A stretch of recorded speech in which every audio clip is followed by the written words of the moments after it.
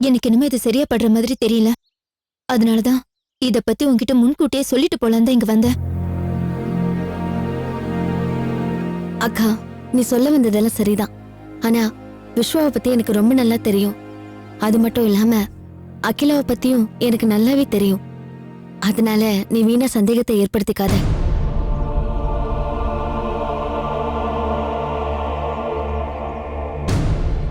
இத பார், நான் சந்தேகப்படுறது இருக்கட்டும். ஆனா டாக்டர் சொன்னத வேற யாராவது கேட்டிருந்தா என்ன நினைப்பாங்க? அகிலாவோட புருஷன் விஸ்வா தானே நினைக்க மாட்டாங்களா? அவ வயித்துல வளர்ற குழந்தைக்கு விஸ்வா தான் அப்பான்னு நினைக்க மாட்டாங்களா? இது பார், நான் உன் அக்காங்கிறதுனால உன்கிட்ட பக்குவமா சந்தேகத்தை கேட்டு தெரிஞ்சுக்கிட்டேன். ஆனா ஊர் உலகம் அப்படி இருக்குமா? வெறுவாயம் மெல்லும் போதே பீட்சாவும் பர்கரும் கிடைக்குதுன்னு கண்டபடி வளர்கிட்டு திரிவாங்க. அதுக்கு நீ என்ன பண்ண போற? அதான் அகிலாவை வீட்டை விட்டு அனுப்பிடுன்னு சொன்ன. அப்படி அனுப்பிட்டா எந்த பிரச்சனையும் வராது. அக்கா, நீ சொல்றத நான் மறுக்கல. ஆனா ஒரு தப்பும் செய்யாதவங்கள நாம சந்தேகப்படுறது ரொம்ப தப்புக்கா. ஊர்க்காரங்க தப்பா பேசினா அதை அவங்களுக்கு புரிய வைக்கணும். அதை விட்டுட்டு அகிலாவை வீட்டை விட்டு அனுப்பணுங்கிறது எனக்கு என்னமோ சரியா படலக்கா. இது பார் நந்தினி, எந்த ஒரு பொய்யையும் தொடர்ந்து மாறி மாறி சொல்லிட்டு இருந்தா உண்மையா மாறிடுன்னு சொல்லுவாங்க. அது மாதிரி ஊரார் விஸ்வாவையும் அகிலாவையும் தப்பா பேசிட்டு இருந்தா ஒரு நாள் அதுவே உண்மையா மாறிடும். அதனால இப்பவே இதுக்கு ஒரு முடிவு எடுத்துரு. அதுதான் உன் வாழ்க்கைக்கு நல்லது நந்தினி. சரிக்கா, நீ சொன்னதை நான் யோசிச்சு பாக்குறேன். ஆனா திடீர்னு அகிலாவை வீட்டை விட்டு அனுப்பணுங்கிறது முடியாத காரியம். வாயும் வயிறுமா வேற இருக்கா. அதனால அவ புருஷன் எங்க இருக்கான்னு கண்டுபிடிச்சி அவ புருஷனோட அவளை அனுப்பி வச்சிடுறேன். அது வரைக்கும் நாம பேசின விஷயத்த யார்கிட்டயும் சொல்லிடாதக்கா. நான் சொல்ல போறதில்ல. ஆனா எது செய்யறதா இருந்தாலும் சீக்கிரமா செஞ்சிடு. அதுதான் உனக்கு நல்லது. நான் வரட்டுமா? மாலதி, இந்த காஃபி. நீங்க கீழே இருப்பீங்கன்னு பார்த்தேன். அதுக்குள்ள மேல வந்துட்டு கிளம்பிட்ட போல இருக்கு. இந்த காஃபி. இல்லத்த, வீட்டுல பாப்பா அழுதுட்டு இருப்பா. அத நான் கிளம்புறேன். அதெல்லாம் ஒண்ணும் இல்ல. ஒரு வாய் காஃபி குடிக்கிறதுனால எல்லாம் லேட் ஆகாது. எடுத்துக்கோ. சரிம்மா, நீங்க பேசிட்டு கீழே வாங்க, நான் போறேன்.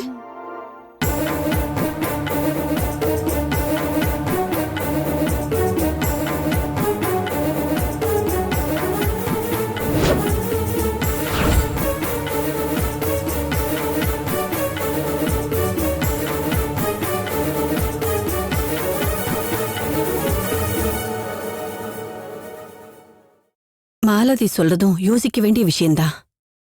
இதுல நந்தினி என்ன முடிவு எடுக்க போறான்னு காத்துக்கிட்டு இருக்கிறத விட நாமளே ஒரு முடிவு எடுத்துறணும். அதான் நல்லது.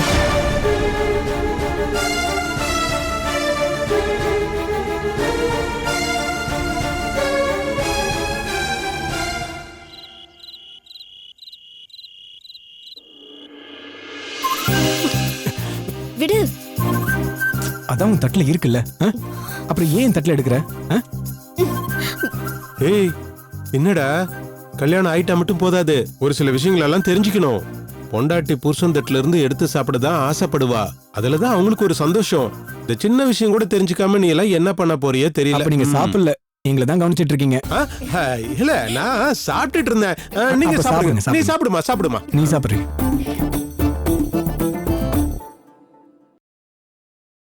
இந்த என்னக்கா இது? என்னையே கவனிக்கிற? சுந்தரமா மக்கள் இட்லி கூட பாவம் ஒரே இட்லியை வச்சு பிச்சு பிச்சு தின்னுக்கிட்டு இருக்காரு. இத பாரு, இப்ப நீ தாண்டி நம்ம வீட்ல ஸ்பெஷல். ஏன் தெரியுமா? இப்ப நீ 2 ஆளு. உன் வயித்துல ஒரு உயிர் வளருது பாரு, அதுக்கும் சேர்த்து சாப்பிடணும். அதனாலதான் உன்னை தனியா கவனிக்கிறேன். நல்லா சாப்பிடு. இந்தா இன்னொன்னு கூட வச்சுக்கோ. கரெக்ட்தான். அப்ப ரேவதியும் உன்ன மாதிரி ஆயிடணும், அப்படிதானே? அப்போ நான் என்ன குண்டா இருக்கேனா? அது எப்படி நான் என் வாயால சொல்லுவேன்? நீயே போய் கண்ணாடி முன்னாடி நின்னு பாரு. ஒரு கண்ணாடி பத்தாது, 2 கண்ணாடி வேணும். அப்படியா? அப்ப இன்னைக்கு உங்களுக்கு இட்லி அவ்வளவுதான். ஆ?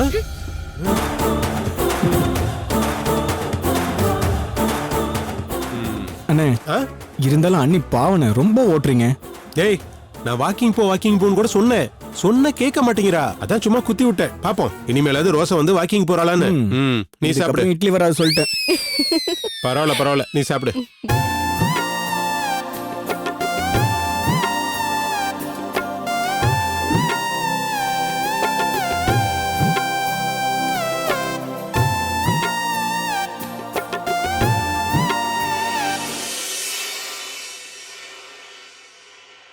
ம், ம், ம், ம். என்ன இப்பதான் கொஞ்ச நேரத்துக்கு முன்னாடி நான் சொன்னேன்ல, புருஷன் பொண்டாட்டினா கொஞ்சம் அப்படி இப்படி இருக்கணும்னு.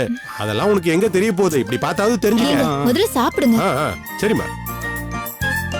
ரேவதி, அண்ணா, போதும், மாமா போதும், சொல்றாரு. போதும். சாப்பிடுறீங்க. போதும். கவனிப்பு பலமா இருக்கு. ஆமா மாமா, நீங்க ஏதோ ஆட்டோ ஓட்ட போறீங்கன்னு சொன்னாரு. ஆமா, ஏன் ஆட்டோ ஓட்டுனா என்ன தப்பு? இத பாரு, என் ஃப்ரெண்ட் ஒருத்தன் 3 ஆட்டோ வச்சிருக்கான். அவன்கிட்ட சொன்னேன், நீ வேணா ஒரு ஆட்டோ ஓட்டிக்க, டெய்லி 300 ரூபா வாடகை கொடுத்துருன்னா. இத பாரு, ராத்திரி பகல் பார்க்காம வண்டி ஓட்டணும்னு வச்சுக்க, கை நிறைய சம்பாதிக்கலாம். நம்ம பிரச்சனை எல்லாமே தீந்துரும். சூப்பர் ஐடியாண்ணே. ஆட்டோக்கு சிட்டில என்னைக்குமே கிராக்கி தானே. ம். அதனால எப்படியும் ஒரு நாளைக்கு 1000 ரூபாய் மிச்சமாகுண்ணே. அது மட்டும் இல்லண்ணே அண்ணே, இது முழுக்க முழுக்க நம்மள மட்டுமே நம்பி சம்பாதிக்கிற தொழில். நாமளே ராஜா, நாமளே மந்திரி. அடிச்சு தூள் கிளப்புங்க. அடுத்தவங்களை பாராட்டுறது இருக்கட்டும், முதல்ல நம்ம புத்திக்கு அது எட்டுச்சான்னு யோசிங்க.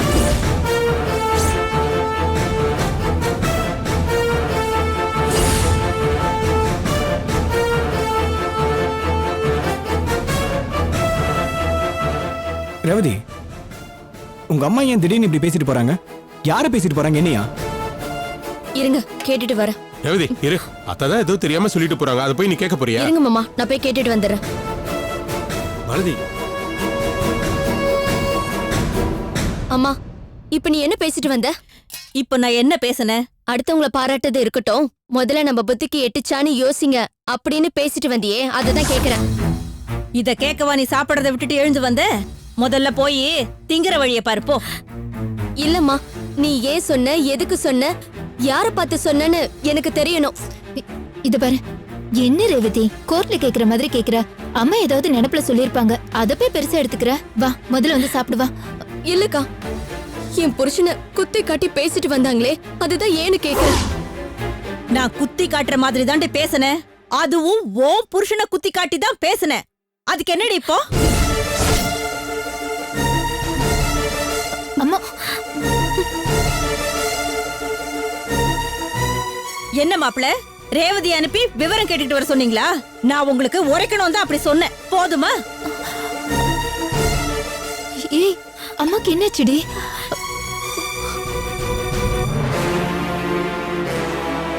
அம்மா, என்னம்மா, என்ன பேசுறேன்னு புரிஞ்சுதான் பேசுறியா? என்னாச்சு உனக்கு? ஏன் இப்படி எல்லாம் நடந்துக்கிற? என்ன ஏண்டி கேக்குற? தோ நிக்கிறாரே இந்த வீட்டு சின்ன மாப்பிள, அவரை பார்த்து கேளு. இன்னும் எத்தனை நாளைக்கு இப்படி மத்தவங்களே பாராட்டிக்கிட்டு இருப்பாரு? இவரு வேலைக்கு போக மாட்டாராமா? இப்படி வீட்ல சும்மாவே உட்கார்ந்துகிட்டு இருப்பாராமா? அதுக்காக நீங்க இப்படி மூஞ்சில அடிச்ச மாதிரி பேசுவீங்களாம்மா? நான் பேசுனதுல என்னடி தப்பு இருக்கு? நீங்க 2 பேரும் என்ன எந்த பிக்கல் புடுங்கலும் இல்லாமல இருக்கீங்க? சீட்டு கம்பெனி நடத்தி 10 லட்சம் ரூபாய் கடனாளியா தானே இருக்கீங்க.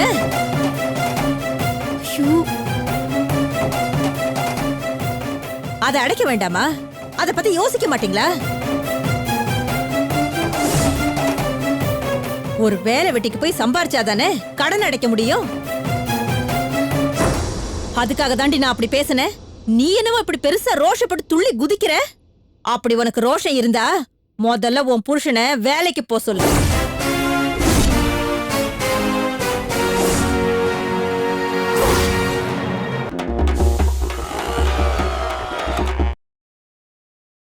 எவ்வளவு படம் அசிஸ்டண்டா ஒர்க் பண்ணிருக்கீங்க? ஐயா 8 படம் பண்ணியிருக்கேன் ஐயா. புதுசா? சார் ஒரு 2 2 மினிட் ஷார்ட் ஃபிலிம் டைரக்ட் பண்ணிருக்கேன் சார். ஓ, எக்ஸ்பீரியன்ஸ் குட்.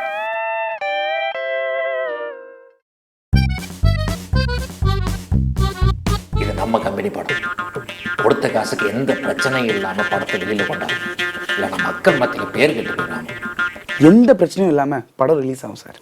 பிரச்சனை வரணும், அப்பதான் நியூஸ் வரும். தோ பெரிய மாப்பிள்ளையும் தான் சும்மா இருந்தாரு. ஆனா அவரே இப்ப ஆட்டோ ஓட்டுறேன்னு கிளம்பிட்டாரே. அந்த பொறுப்பு உணர்ச்சியும் ஓம் புருஷனுக்கு ஏண்டி இல்ல?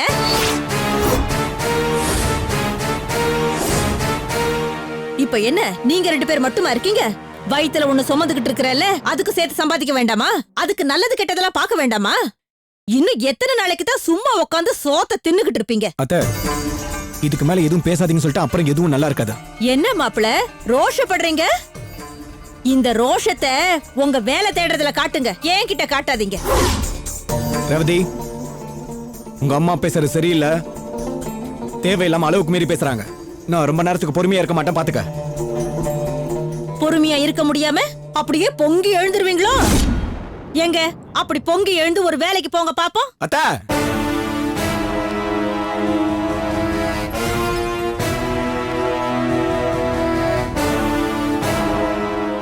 ஏன் சும்மா கத்துறீங்க? நானும் இவ்வளவு நாள் பொறுமையா தான் இருந்தேன். ஆனா இனிமே அப்படி இருக்க போறதில்ல. இன்னைக்கு எனக்கு 2ல 1 முடிவு தெரிஞ்சேதான் ஆகணும். ஒண்ணு நீங்க வேலைக்கு போகணும், இல்ல உங்க பொண்டாட்டியை கூட்டிக்கிட்டு இந்த வீட்டை விட்டு வெளியில போகணும்.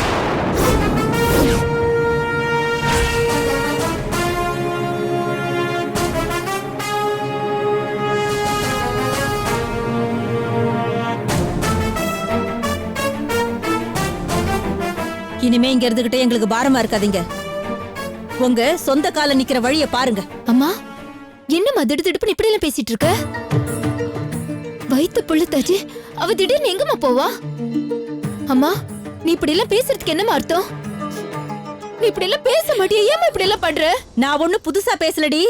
இதே நிறைஞ்ச வீட்ல இவரும் ரேவதியும் சொன்னது தாண்டி சொன்னேன். சீட்டு கம்பெனி நல்லா போகுது, இந்த வீட்டை விட்டு போறேன்னு சொன்னவங்க தானே இவங்க. அதை தாண்டி ஞாபகப்படுத்தின. வாய மூடு அம்சா.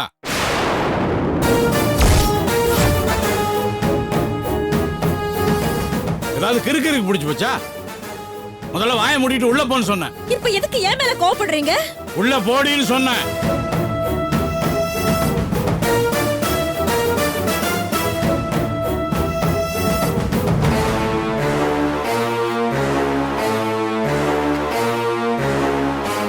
மாப்பிள, ஹம்சா பேசுனதெல்லாம் மனசுல வச்சுக்காதீங்க.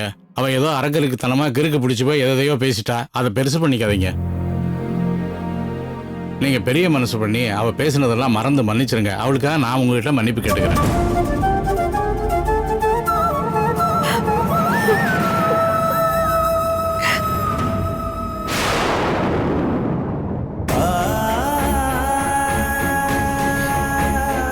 ரேவதி,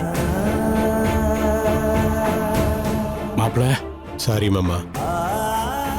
முதல்ல அத்தைக்கு புரிய வைங்க. என்னென்னமோ பேசிட்டு போறாங்க.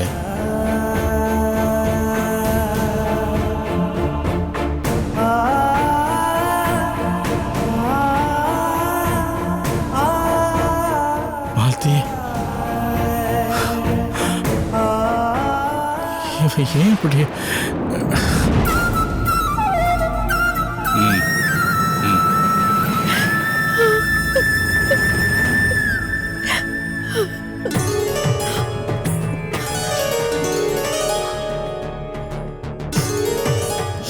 அம்சா,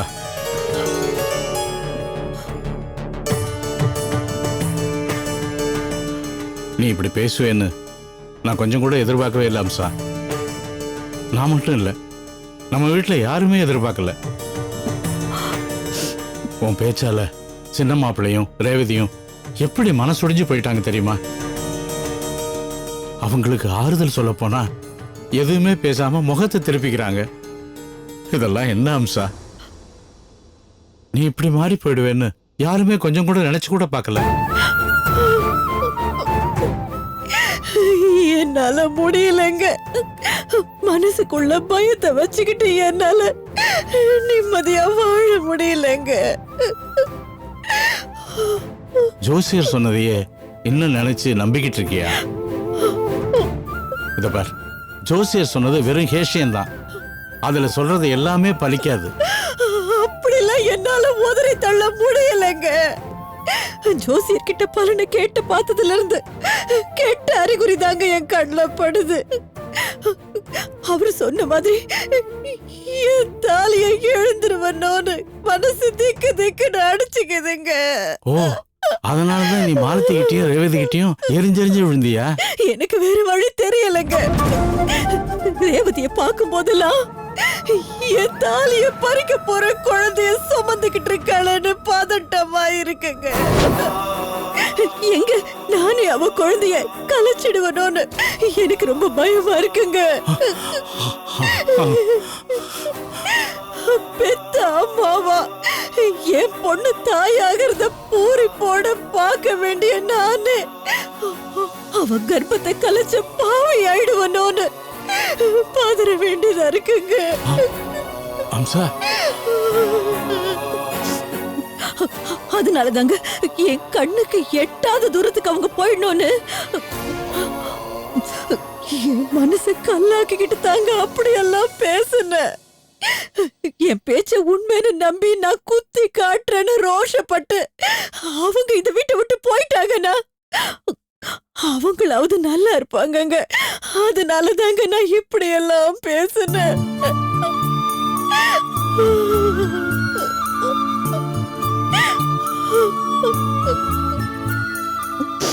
இங்க பாருங்க, இந்த விஷயத்துல நீங்க எனக்கு துணையா இருக்கணுங்க. நம்ம 2 பேரும் சேர்ந்து ரேவதியும் சின்ன மாப்பிளையும் ரோஷப்படுற மாதிரி எதையாவது பேசி நம்ம வீட்டை விட்டு வெளியில அனுப்பிச்சிடலாங்க.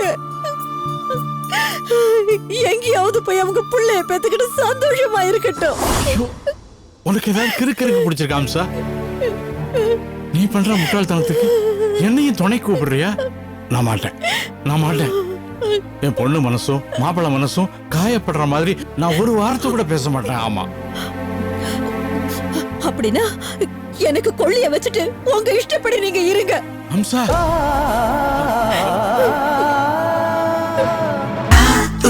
இசையே ஆசையான இம்சையே வெண்ணிலா திசையே அஸ்கு புஸ்கு பாஷையே அத்துமீறலே அன்பு விம்மலே அடவாடி செய்யும் அதிரடி அழகே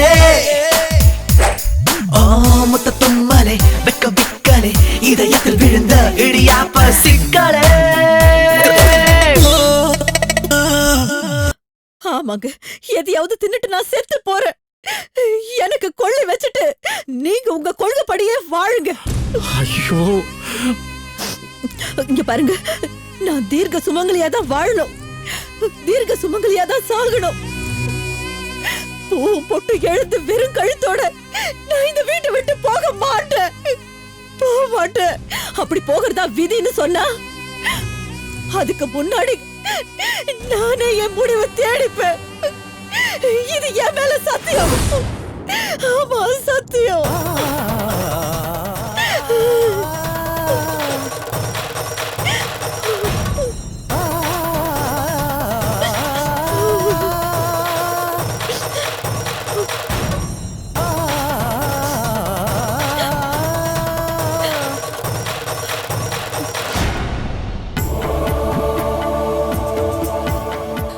மாலதி பேசினதை கேட்டதுல இருந்து மனசெல்லாம் படபடன்னு அடிச்சுக்குது. விஸ்வா கிட்ட இத பத்தி தெளிவா பேசிடணும், இல்லைன்னா வீண் பிரச்சனை தான் வரும்.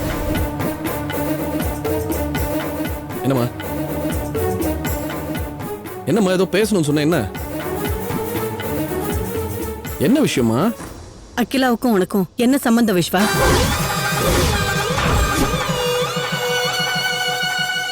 ஏன்பா ஏன் அமைதியா இருக்க? அகிலாவுக்கு உனக்கு என்ன சம்பந்தம்னு சொல்லு. என்ன சம்பந்தம்னா, அவங்க அப்பா கம்பெனில நான் வேலை பார்த்தேன், அதான் சம்பந்தம். வேற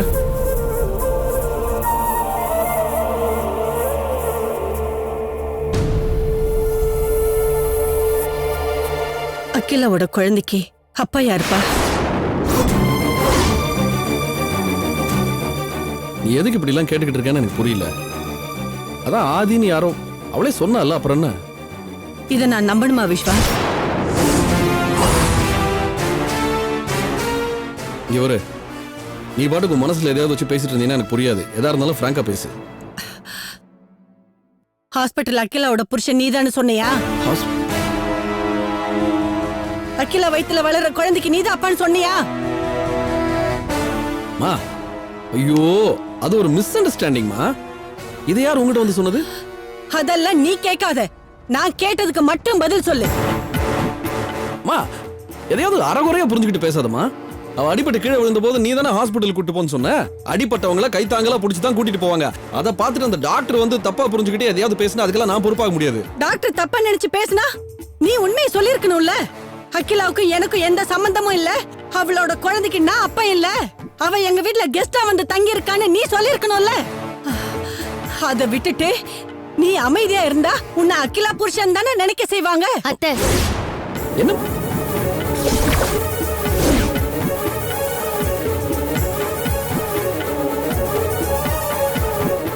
விஸ்வாவை சந்தேகப்படுறீங்களா அத்தை? நந்தினி, நான் என் மனசுல பட்டதாமா சொன்னேன். நீங்க கேட்டது தப்பு இல்ல அத்தை. ஆனா விஸ்வாவை சந்தேகப்பட்டு கேட்டீங்களே, அதுதான் தப்பு. நான் சந்தேகப்பட்டு சொல்லலமா, மத்தவங்க அப்படி சொல்றதுக்கு ஒரு வாய்ப்பு வரும்ல, அதையே நாம உருவாக்கணும்னு தான் சொன்னேன். அங்க டாக்டர் தப்பா நினைச்சு பேசினதுக்கு அங்கேயே விஸ்வா மறுத்து பேசியிருந்தா இந்த குழப்பம் வந்திருக்காதுல்ல. இல்ல அத்தை, விஸ்வா அங்க அமைதியா இருந்ததுதான் சரி.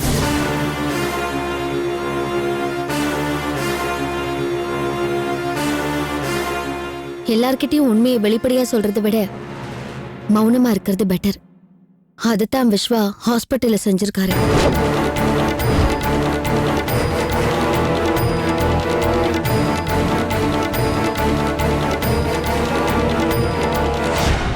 ட்ரீட்மெண்ட்டுக்கு போன இடத்துல நான் அகிலாவோட புருஷன் இல்ல, அவ வயித்துல வளர்ற குழந்தைக்கு நான் அப்பா இல்லன்னு விளக்கமா சொல்லிட்டு இருக்கிறத விட அமைதியா இருந்து ட்ரீட்மெண்ட் பண்ணிட்டு வர்றதுதான் பெட்டர்னு விஸ்வா நினைச்சிருப்பாரு. அதான் அமைதியா இருந்திருக்காரு. அதுக்காக நாம அவர் சந்தேகப்படலாமா அத்தை? ஒண்ணு மறந்துட்டீங்களா? இதே மாதிரி ஒரு நிலைமை எனக்கும் வந்துச்சே. எனக்கு அபார்ஷன் பண்ணப்போ சுந்தர் மாமா எனக்கு துணையா வந்தாரு. அப்போ அவரை நினைச்சு தப்பா பேசினாங்களே, அத கூட மாலதி அக்கா தப்பா நினைச்சு என் கூட சண்டை போட்டாளே. ஆனா அதெல்லாம் உண்மை இல்லையே. அதனால சில நேரங்கள்ல நம்ம பேசாம இருக்கிறது ரொம்ப நல்லது அத்தை.